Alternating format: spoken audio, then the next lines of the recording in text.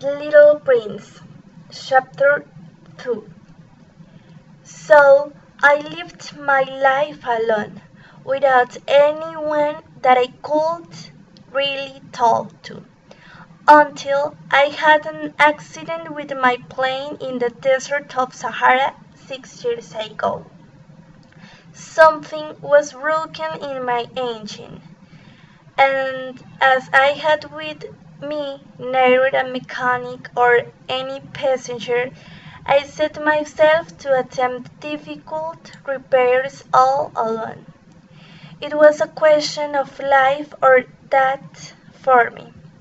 I had scarcely enough drinking water to last a week. The first night, then, I went to sleep on the sand, 1,000 miles from any human habitation. I was more isolated than a shipwrecked sailor on a raft in the middle of the ocean. Thus, you can imagine my amazement at sunrise when I was awakened by an odd little voice.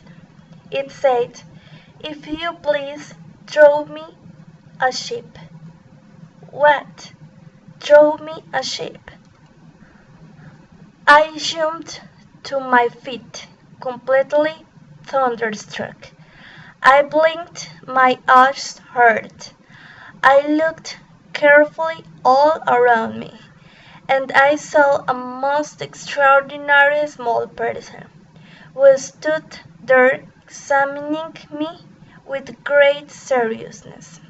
Here you may see the best portrait that, later, I was able to make of him. But my drawing is certainly very much less charming than its model.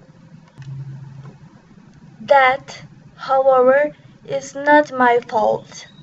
The grown-ups discouraged me in my painter's career when I was 6 years old, and I never learned to draw anything except bows from the outside and bows from the inside.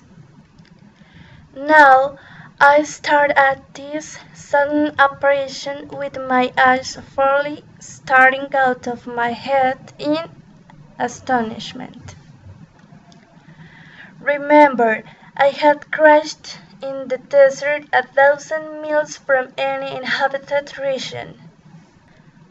And yet, my little man seemed neither to be stirring uncertainly among the sands, nor to be fading from fatigue or hunger or thirst or fear. Nothing about him gave any suggestion of a child lost in the middle of the desert, 1,000 miles from any human habitation. When at last I was able to speak, I said to him, "But what are you doing here?" And in answer he repeated, very slowly, as if he were speaking of a matter of a great consequence, "If you please, draw me a ship."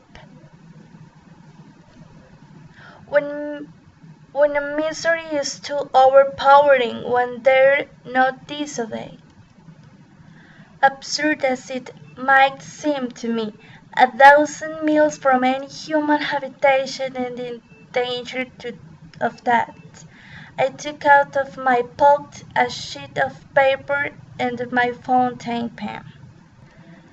But then I remembered how my studies have been concentrated on geography, history, arithmetic, and grammar, and I told the little chap, a little crossly too, that I did not know how to draw. He answered me, "That doesn't matter. Draw me a ship."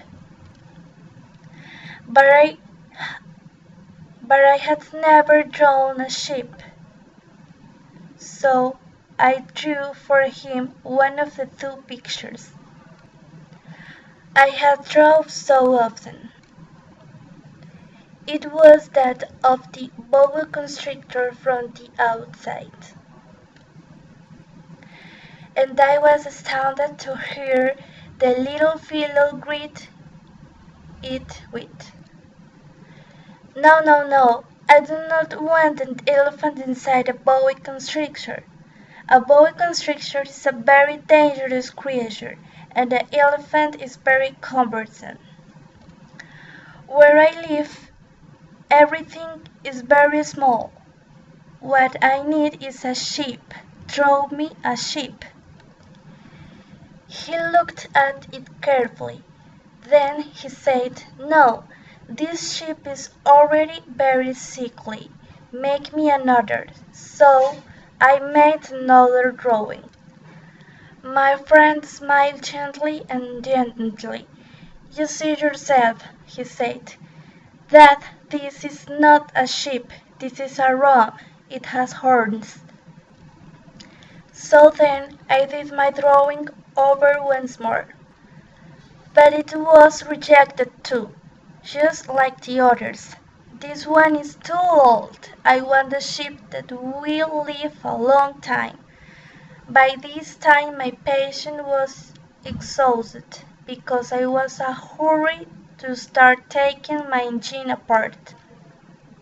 So I tossed off this drawing, and I threw out an explanation with it.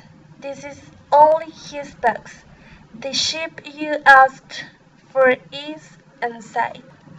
I was very surprised to see a light break over the face of my young youth.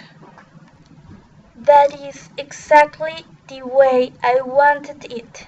Do you think that this sheep will have to have a great deal of grass?"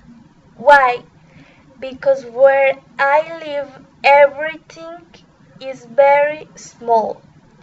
There will surely be enough grass for him." I said, "It is a very small sheep that I have given you." He bent his head over the drawing. "Not so small that, look, he has gone to sleep." And that is how I made the acquaintance of the little prince.